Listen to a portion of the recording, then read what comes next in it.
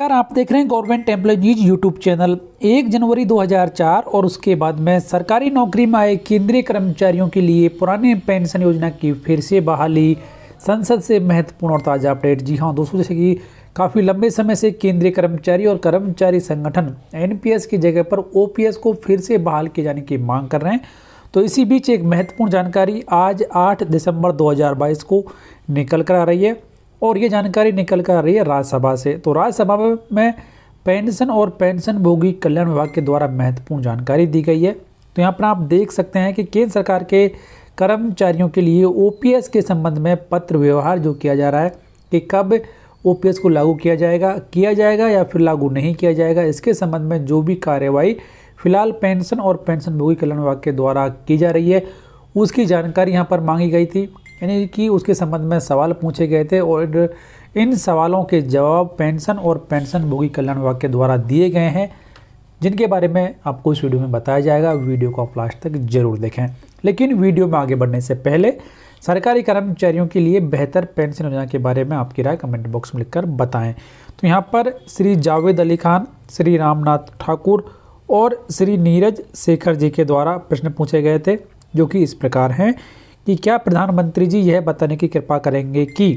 क्या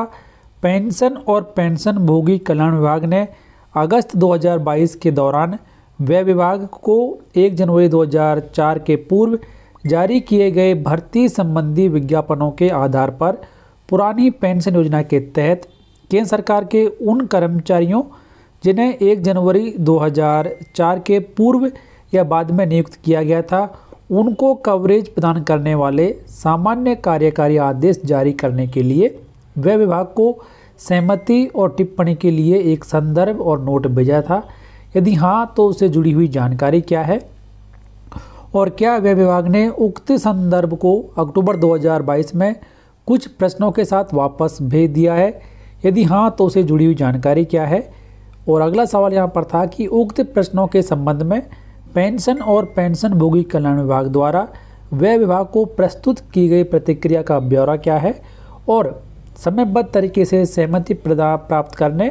और सामान्य आदेशों में तेजी लाने के लिए क्या क्या प्रयास सरकार के द्वारा किए जा रहे हैं। तो ये यहाँ पर प्रश्न पूछे गए थे और इन सभी प्रश्नों के जवाब कार्मिक और लोक शिकायत पेंशन मंत्रालय में राज्य मंत्री तथा प्रधानमंत्री कार्यालय में राज्य मंत्री डॉक्टर जितेंद्र सिंह के द्वारा दिए गए हैं, जो कि इस प्रकार हैं। तो यहाँ पर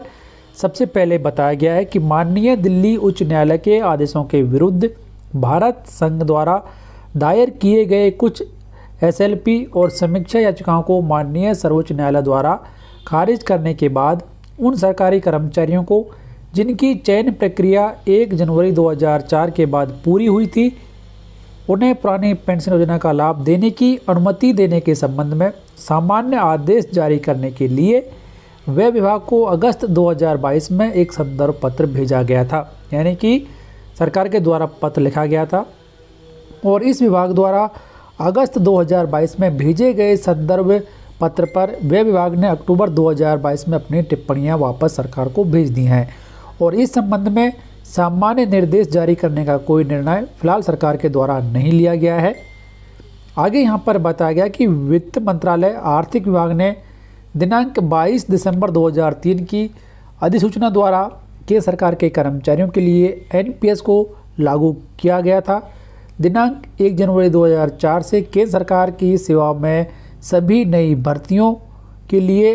राष्ट्रीय पेंशन प्रणाली अनिवार्य कर दी गई है, जिसमें आर्म्ड फोर्सेस को शामिल नहीं किया गया है।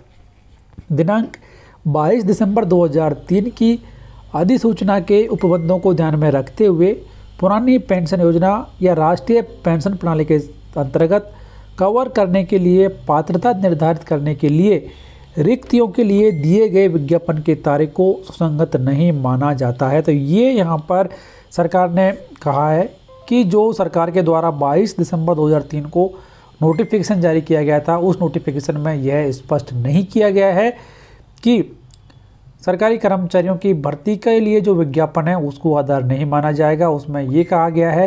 कि जो भी कर्मचारी 1 जनवरी 2004 और उसके बाद में सरकारी नौकरी में आता है उसे एनपीएस के तहत कवर किया जाएगा। तो इस वजह से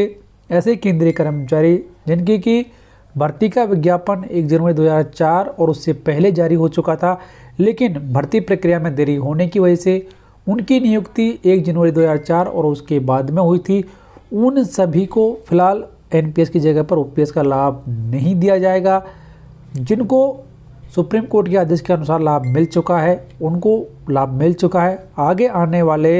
या फिर इस कैटेगरी में और कर्मचारियों को फिलहाल पुरानी पेंशन योजना का लाभ नहीं दिया जाएगा, क्योंकि सरकार के द्वारा जो आदेश जारी किया गया है उस आदेश का हवाला देते हुए इस संबंध में सामान्य निर्देश जारी करने का निर्णय सरकार के द्वारा फिलहाल नहीं किया गया है। इसलिए कर्मचारियों के हाथ में यहाँ पर निराशा हाथ लगी है। तो ये एक महत्वपूर्ण जानकारी सभी सरकारी कर्मचारियों के लिए